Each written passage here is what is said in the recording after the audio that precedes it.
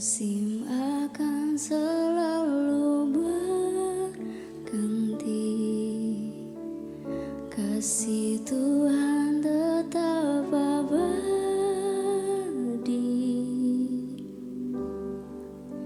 takkan berubah sampai selamanya.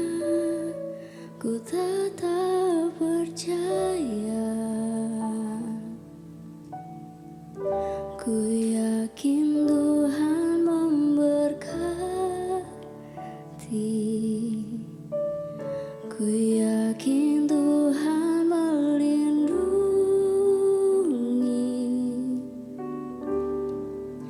Burung di udara Tuhan pelihara karena kasih-Nya. Tuhan selalu menolongku, selalu menjagaku. Sehelai di rambutku tak akan terjatuh tanpa seizinmu. Tuhan selalu menolongku, selalu menjagaku. Dia mengenyangkanku dan peliharaku seumur hidupku. Musim akan selalu berganti, kasih Tuhan tetap abadi, tak akan berubah sampai selamanya. Ku tetap percaya, ku yakin Tuhan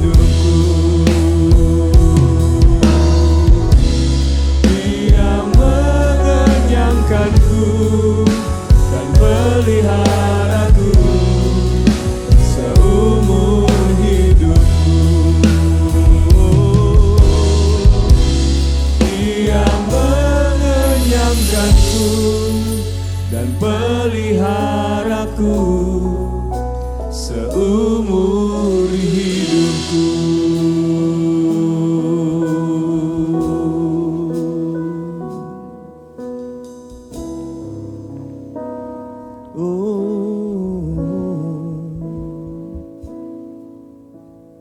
Ya Allah, Engkau kerinduanku, selalu ku cari wajah-Mu Tuhan, seperti tanah yang kering rindukan air, demikianlah jiwaku rindu Engkau.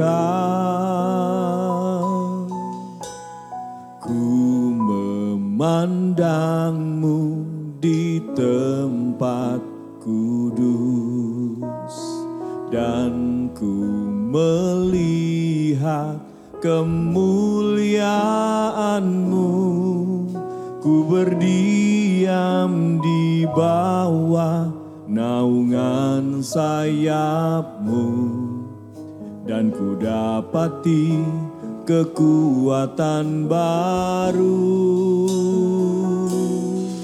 Sebab kasih setia-Mu lebih dari hidup, kebaikan-Mu melimpah atasku. Jiwaku melekat kepadamu Tuhan, betapa ku merindukanmu. Ya Allah, ya Allah, Engkau kerinduanku, selalu ku cari wajah-Mu Tuhan, seperti tanah yang kering rindukan air, demikianlah jiwaku rindu Engkau. Ku memandang-Mu di tempat kudus, dan ku melihat kemuliaan-Mu. Ku berdiam di bawah naungan sayap-Mu, dan ku dapati kekuatan baru. Sebab kasih setia-Mu lebih dari hidup, kebaikan-Mu melimpah atasku. Jiwaku melekat kepadamu Tuhan, betapa ku merindukanmu. Setiamu lebih dari hidup, kebaikan-Mu melimpah atasku. Jiwaku melekat Tuhan, betapa ku merindukanmu. Sebab kasih-Mu, setia-Mu, kebaikan-Mu melimpah atasku. Jiwaku melekat kepadamu Tuhan,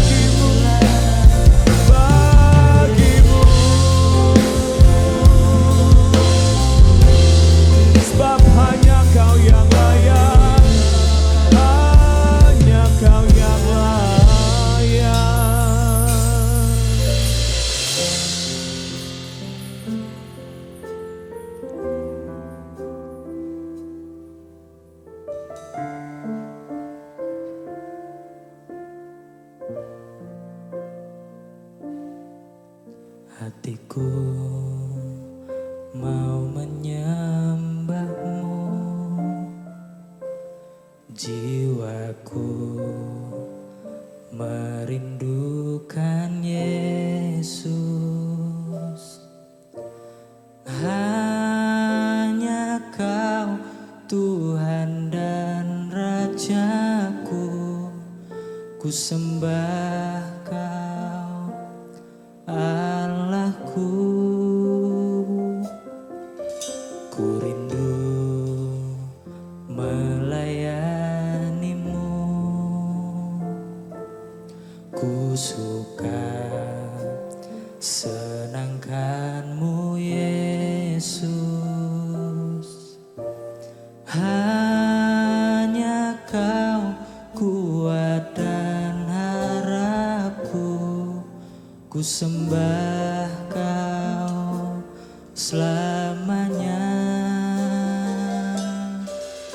Ku sembah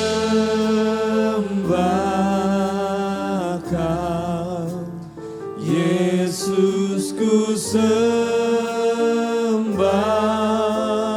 Kau segenap hatiku dan kekuatanku. Ku rindu menyembahmu Yesus.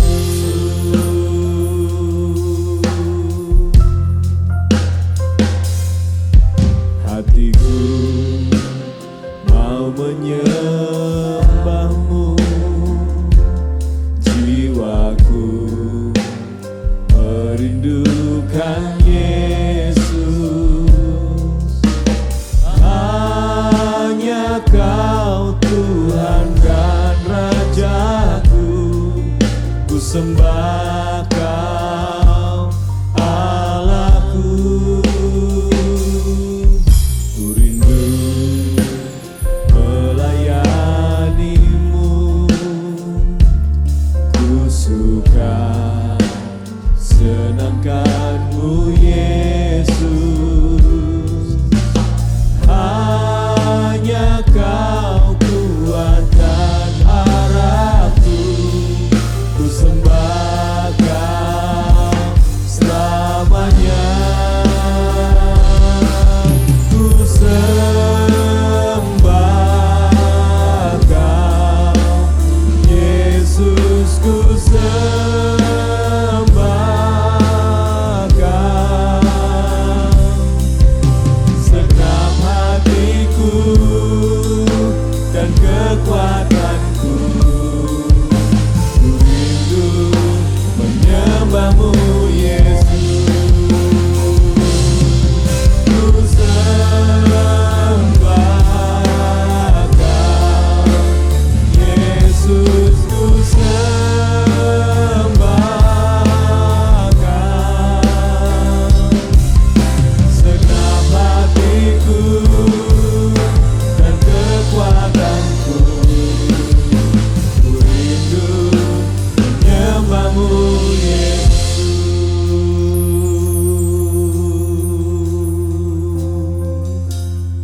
Ya Roh Kudus, Kau hadir. Roh Kudus, lawatlah hadirat-Mu, penuhiku waktuku datang untuk menyembahmu. Ya Roh Kudus, Kau hadir. Roh Kudus, lawatlah hadirat-Mu, penuhiku waktuku datang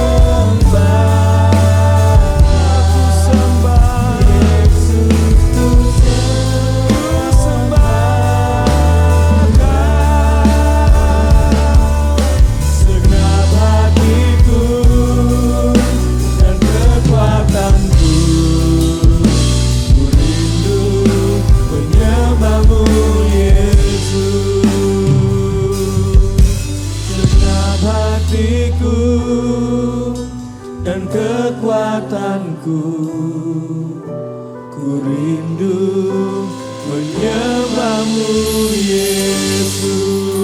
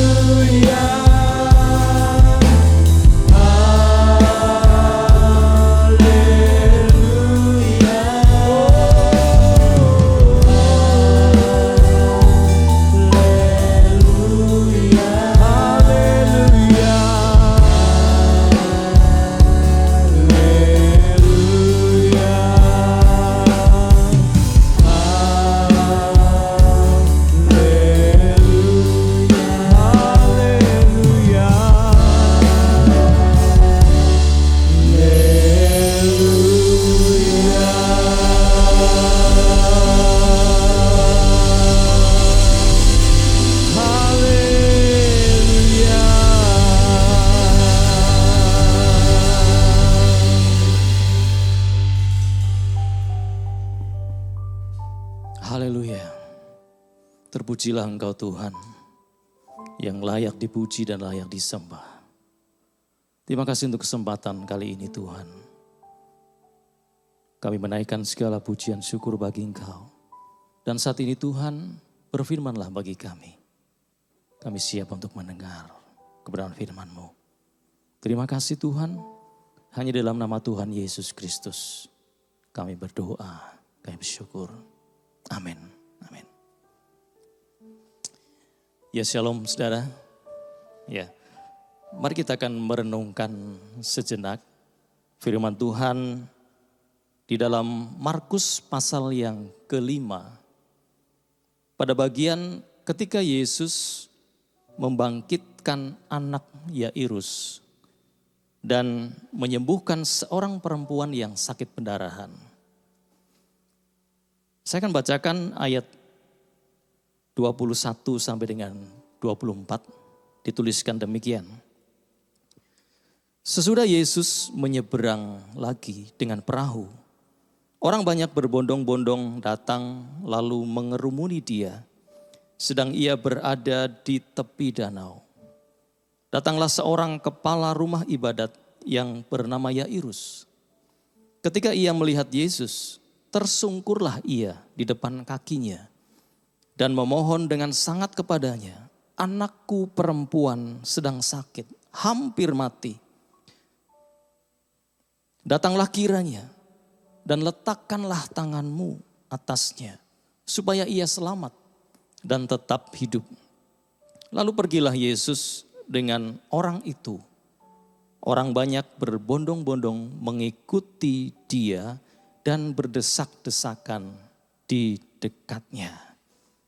Saudara, sedari awal kepala rumah ibadat yang bernama Yairus, dia sudah meminta pertolongan kepada Yesus untuk datang ke rumahnya dan menolong anaknya yang sedang sakit dan dikatakan hampir mati.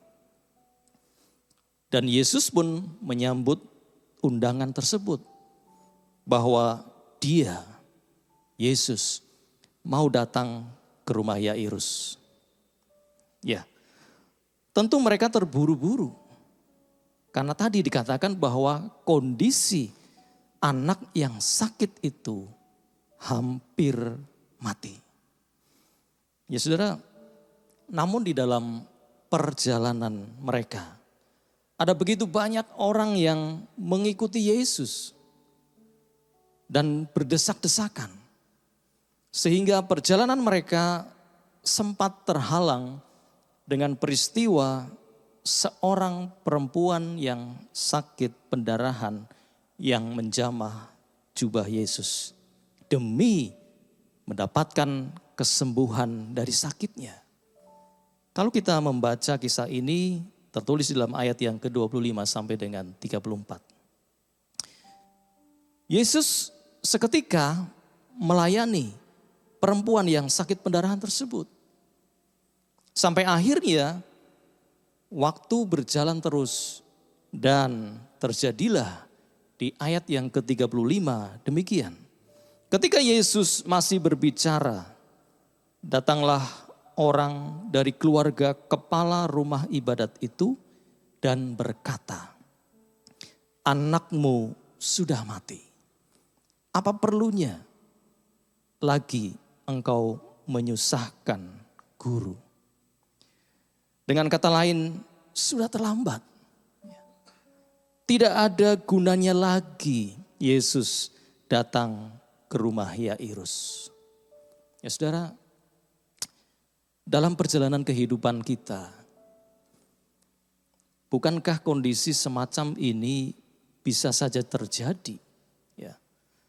Di mana dalam sebuah persoalan yang kritis, yang mendesak, yang darurat, kita sudah berdoa untuk bersungguh-sungguh, berharap pertolongan Tuhan.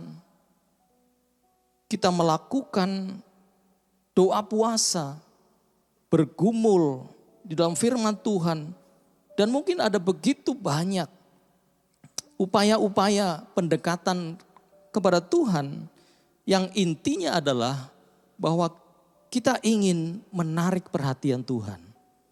Menarik kepedulian Tuhan untuk datang kepada kita dan menolong persoalan kita. Dalam penantian kita atas jawaban doa-doa kita dari Tuhan, betapa kita pun bisa mengalami seperti apa yang dialami oleh Yairus. Yaitu apa? Terhalang. Ya. Sepertinya Tuhan sudah terlambat. Karena mungkin Tuhan lebih memperhatikan ke yang lain. Kalau dalam kisah ini maka Tuhan sepertinya lebih memperhatikan kepada kepentingan perempuan yang sakit pendarahan. Mungkin saja kita bersikap seperti utusan dari keluarga Yairus yang mengatakan, "Anakmu sudah mati. Apa perlunya engkau menyusah-nyusahkan guru?" Ya. Dalam penantian kita akan pertolongan Tuhan, kita bisa saja putus asa. Kita bisa saja kecewa, merasa Tuhan kurang, atau bahkan tidak memperhatikan persoalan kita. Namun, satu perkataan Yesus yang ditujukan kepada Yairus dan juga kepada kita yang berharap padanya. Di ayat yang ke-36 dituliskan demikian. Tetapi Yesus tidak menghiraukan perkataan mereka dan berkata kepada kepala rumah ibadat, "Jangan takut, percaya saja." Saya yakin reaksi Yairus sebagai orang tua yang mendengar kabar bahwa anakmu mati, pasti sangat sedih, terpukul, dan betapa kecewanya karena Yesus terlambat. Atau menganggap perempuan yang sakit pendarahan itu sebagai penghalang penyebab Yesus terlambat menolong anaknya. Atau menganggap Yesus lebih memperhatikan yang lain daripada dia. Namun sekali lagi, Yesus mematahkan segala keputusasaan orang yang sungguh-sungguh berharap kepadanya.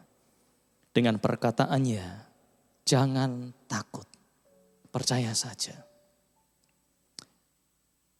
Apa bukti perkataan Yesus? Mari kita baca dalam ayat selanjutnya. Mulai ayat yang ke-37 demikian dikatakan. Lalu Yesus tidak memperbolehkan seorang pun ikut serta. Kecuali Petrus, Yakobus dan Yohanes. Saudara Yakobus. Mereka tiba di rumah kepala rumah ibadat. Dan di sana dilihatnya orang-orang ribut, menangis dan meratap dengan suara nyaring. Sesudah ia masuk, ia berkata kepada orang-orang itu, mengapa kamu ribut dan menangis? Anak ini tidak mati, tetapi tidur. Tetapi mereka menertawakan dia. Maka diusirnya semua orang itu, lalu dibawanya ayah dan ibu anak itu, dan mereka yang bersama-sama dengan dia masuk ke kamar anak itu. Lalu dipegangnya tangan anak itu, katanya, Talita kum, yang berarti, hai anak, aku berkata kepadamu, bangunlah. Ayat yang ke-42 dikatakan demikian, seketika itu juga anak itu bangkit berdiri dan berjalan. Sebab umurnya sudah 12 tahun, semua orang yang hadir sangat takjub. Saudara, dia Yesus. Dia tidak pernah berubah kasih setianya. Kepada siapa dia mau mencurahkan belas kasihannya, tak akan berubah oleh apapun yang berusaha menghalangi. Dia sangat mempedulikan kita yang berharap dengan sungguh dan tetap percaya kepadanya. Jangan takut, percaya saja. Siapa pribadi yang berkata demikian? Dialah Tuhan kita, Yesus Kristus, yang penuh kasih dan kuasa dan kesetiaan. Oleh karena itu, Bapak Saudara sekalian, mari tetapkan hati kita hanya kepada Yesus. Jangan ragu ketika kita sudah menaruh pengharapan kepadanya. Tetaplah berharap kepadanya. Tetaplah percaya, jangan takut. Dan dia tidak akan terlambat karena dia sangat memperhatikan dan sangat mempedulikan kehidupan kita. Karena itu biarlah pujian dan sembah senantiasa kita naikkan bagi dia. Ya. Tuhan yang berkuasa dan penuh kasih setia atas umatnya. Haleluya. Amin. Amin. Haleluya, Yesus Tuhan.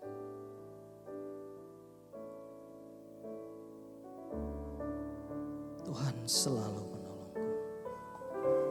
Tuhan selalu menolongku. Selalu menjagaku. Sehelai di rambutku tak akan terjatuh tanpa seizinmu. Tuhan selalu menolongku, selalu menjagaku. Dia mengenyangkanku dan peliharaku seumur hidupku. Sekali lagi, Tuhan selalu menolong. Tuhan selalu menolongku, selalu menjagaku. Sehelai di rambutku tak akan terjatuh tanpa seizinmu. Tuhan selalu menolongku, selalu menjagaku. Dia mengenyangkanku dan peliharaku seumur hidupku. Terima kasih Tuhan, terima kasih. Inilah pujian dan penyembahan kami bagi kebaikan, kebesaran, dan kemuliaan-Mu ya Tuhan. Kiranya Tuhan disukakan atas puji dan sembah kami. Terima kasih Tuhan untuk kebenaran firman-Mu yang sudah boleh kami renungkan pada kesempatan kali ini. Mengajar kami untuk tetap percaya dan berharap hanya kepadamu. Sebab Engkau Tuhan yang tidak pernah berubah kasih setiamu. Dan betapa Engkau adalah pribadi yang selalu siap menolong kami, menjaga kami, dan memelihara hidup kami. Engkau melawat setiap kami umat-Mu Tuhan yang telah mengikuti worship night ini. Biarlah berkat Tuhan dicurahkan bagi setiap Bapak Ibu Saudara dimanapun Bapak Saudara berada. Dalam berkat nama Tuhan Yesus Kristus. Haleluya. Amin. Amin.